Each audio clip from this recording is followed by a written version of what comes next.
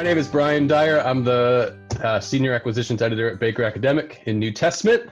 Today, I'm going to be talking with Matthew Thiessen. It's Matthew, right? Yep, that's right. Okay, it's pronounced Matthew Thiessen. That's what I meant by not embarrassing myself. I can't help myself sometimes. We'll edit all that out. All right. Matthew Thiessen, who's Associate Professor at Religious Studies at McMaster University, did your PhD at Duke. That's right. Yep. Right.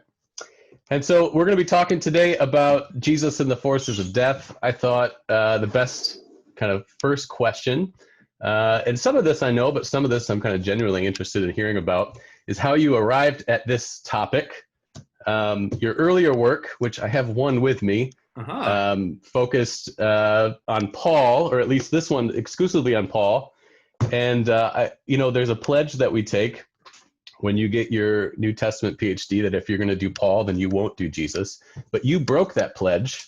And so my question is, how did you arrive at moving on to the topic of Jesus and the forces of death?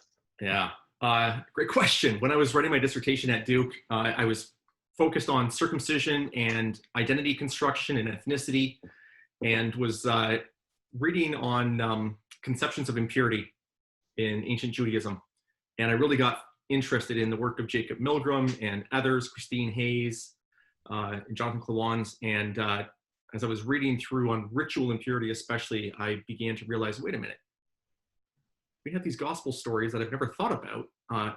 They're about ritual impurity. Jesus and the man with lepra, often translated as leprosy, a woman with a genital hemorrhage, and corpses. And so I figured, I think there's a book to write here. So connect it to your earlier work, because I feel like there is a connection between your dissertation and then Paul and the Gentile problem. So kind of how does it present kind of just but a continuation of the work that you've been doing in your publishing? All of my work is really focused on questions around, the relationship between Christianity and Judaism, early Jesus followers, and the Jewish law. So circumcision was my first topic of my first two books. Questions of, has Paul abandoned the law? Has he rejected it? And that just flows, of course, into the question of, well, what about Jesus? And, aspects of the Jewish law that we might find different or odd, like ritual impurity. What's Jesus doing now? Yeah. So one thing, I was going back over the book, and I was reminded of, in his endorsement, Matt Novenson said that if you read the book, you'll learn 1,000 new things. And I think maybe what he was I don't know what he was referring to, but he might have been referring specifically to, there's numerous places in your argument where you are correcting or trying to refocus some misconceptions about the first century world, about what the gospel writers are doing. And so as I was working through it, I was just taking some notes. Now, of course, the main argument is you're trying to correct the misconception that Jesus is rejecting the Jewish ritual purity system. But I noticed in the beginning you're talking about a misconception about the relationship of the Old Testament to the New Testament, but also to contemporary Christians. But then categories of holy and profane and pure and impure. Your discussion on Luke 2:22 about Luke's understanding of childbirth and purity. The misconception about lepra and leprosy, which you just referenced, and there's a couple more. But I thought I would ask you, what of the topics that you discuss in this book, what you think is maybe the biggest misconception, and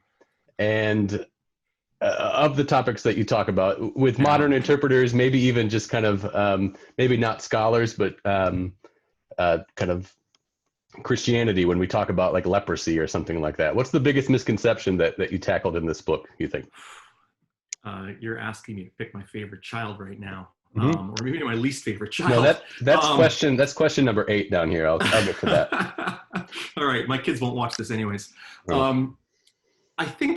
Ultimately, it's just the larger question about the larger misconception, I think, amongst Christians, whether that's lay people, clergy, or even scholars, that the Gospels depict Jesus abandoning aspects of the Jewish law, like Sabbath and like ritual impurity. It's very, very common. Everybody argues it. Jesus was a Jew. But then we frequently go on to hedge that and say, well, he was a Jew, but he also didn't like this and this and this about the Judaism of his day. And what we end up doing is just making him look like ourselves, Baptists, Anglicans, Mennonites, whatever. And I really wanted to show, no, Jesus is just a Jew from his day, arguing with other Jews or disagreeing with other Jews or debating with other Jews about what's the right way for us to live. Yeah. So it's not abandoning, but having discussions about it. And there's a great deal of variety in ancient Judaism about how the law is to be interpreted and lived. So Jesus fits within that variety. Was it within your discussion of the dietary laws where you were talking about how Jesus, the argument he's making, I could have this wrong, the argument he's making is an argument, within kind of, I mean, this isn't the right phrase, but kind of within Jewish discussions or logic that would make sense within just ongoing Jewish discussions? Or maybe that was somewhere else, but you kind of were making that point that Jesus is reasoning within a very Jewish, first century Jewish mindset. Yeah. Yeah. If you look at the legal arguments, I mean, Jesus is making legal arguments, or halakhic arguments, how to interpret the law, over and over again. And the sort of logic he uses isn't logic that ancient Jews would have said, well, that doesn't make sense. Rabbis, rabbinic literature, later rabbinic literature uses the same sorts of arguments. How to prioritize the law is central to Jewish law interpretation. At times, laws are going to come into conflict. How do you rank which law takes precedence? Temple trumps Sabbath in ancient Jewish thinking. Jesus makes the same argument actually in the Gospel of Matthew. The temple's more important than Sabbath, but humans are more important than the temple. Therefore, if people need to eat and need to pick grain to eat on the Sabbath, then they do it. Life is more important than any other aspect of the law. And that's just a very common later rabbinic interpretation of the law. The preservation of life is more important than other aspects of the law, but not breaking the law. Yeah, thanks. Here's another question I had. So I noticed a theme as I was going back through the book. I noticed a theme that appears a couple of times about Jesus's power or his ability to cure of the source of impurity, but that happening from a distance. Yeah. So the hemorrhaging woman who just touches his garment without his consent is healed. Jesus raises the dead from a distance. Even, I think you reference in Matthew, the raising of the dead while he's on the cross. Yeah. But this theme of him being able to do this from a distance kind of kept coming up. And I was curious, what do you think the gospel writers were trying to do, or were they trying to do anything by that happening? Or is there nothing there? No, I think so. It's actually, you see it most with corpses. Mark, the earliest gospel, Jesus touches the little girl and says, Talitha cum, get up, little girl. In Luke, we have Jesus touching just the funeral bier of the young man who's going to be buried, not the man himself, and he gets up. John, you have Lazarus, and from a distance, Jesus calls him out of the tomb. And I think what you get is the gospel writers seeking to depict Jesus as a source of power as dramatically as possible. And the fact that he can sort of cross the distance, or his power can cross the distance between him and a corpse and still raise it from the dead, is further the distance, the more impressive it is. It's if you think about electricity, it's kind of like a spark that can shoot across, and the stronger the charge, the further it shoots. I'm not actually sure if that's true about electricity, but I'm just guessing it is. It works. It works for the analogy. Yeah. Let me ask a couple. We asked if anybody on social media, if they had any questions, and a couple of questions came up that I thought were pretty good. So first, this question is how does, within this whole discussion of impurity, they raise the question of people who are living with physical disability. Yeah. How does that fit within kind of the schema in the first century world, and within kind of what's going on, or does it not quite fit within what you were talking about? If there's I'm glad the book's written and it's out. But if I were to go back and write it, I would definitely work through and incorporate more on disability studies. That's a real gap there. And there are people doing work on this now, which is great. Canada Moss and Isaac Soon, a PhD student at Durham, and others. It's a tricky question, how to talk about this. I don't bring up disability. Obviously, someone could look at the hemorrhaging woman and say, this is a disability, and how are we to handle this given sort of modern people in our modern conceptions of disability and our modern sensibilities? And yeah, I don't claim to be an expert there. I'll leave it to those scholars to talk about that. Kind of related to that, another question came up of how did the purity laws relate to Gentiles?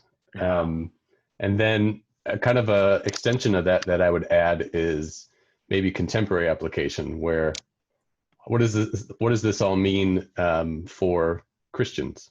Oh. So ritual impurity, Jewish ritual impurity, has to do specifically with the temple or tabernacle before that, and access to holy space and access to food that's been sacrificed, offered in holy space that you can eat. Gentiles can't go into the temple. In Herod's temple, they can get out to the outer courts, but that's not the temple proper. And they can't access the food.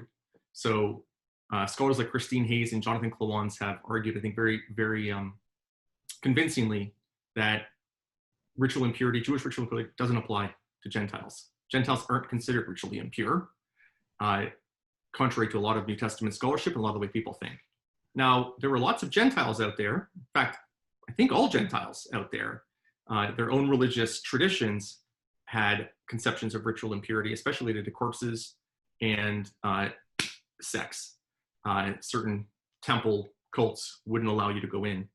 So in that sense, the whole world believed in ritual impurity, but it was cult specific. And Jews thought our conceptions of ritual impurity just don't apply to Gentiles. So when you come to think about Christianity today, predominantly, not exclusively Gentile, these things, you know, if people are sitting out there thinking, wait a minute, this book is true and Jesus cares about ritual impurity, do I now need to care about ritual impurity? The answer is no. That's, I mean, A, the Jerusalem temple's not standing, and B, if you're a Gentile, that wouldn't matter anyways. But what I think the book, one of the sort of contemporary applications of the book is to think about Jesus's mission as deeply concerned about purification. And purification has to do with the removal, of course, of impurities. And if Jacob Milgram's right, impurities represent death. That's the title of the book, The Forces of Death. Jesus's mission from start to end is all about the destruction, the ultimate defeat of death. And so for followers of Jesus today, thinking about ways in which one associates with life in fights against the forces of death in our world, and there are plenty, as we see regularly in the news and social media, I think that's the way we enter into the story of Jesus. Yeah, thanks. So my last question is what you're working on now. So this book has come out. What's kind of the next thing on your radar as far as research and writing?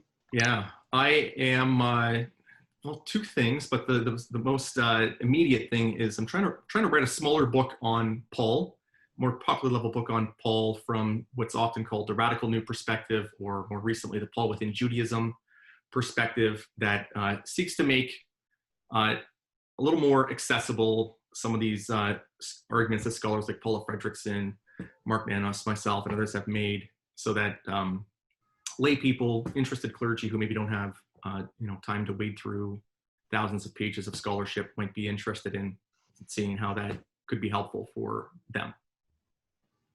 Great. Sorry, that's the first one. The second one is a larger book from Genesis to Revelation, and thinking of ways of reading it that are, again, ultimately about life-giving and reading about the God of life in the pages of the Bible. Great. All right. Well, thanks, Matt. I don't know how to close this. They didn't tell me how to close it, so I'll hold the book up and I'll thank you. And then the credits will begin to roll. Beautiful. So, thanks for having me. Yeah.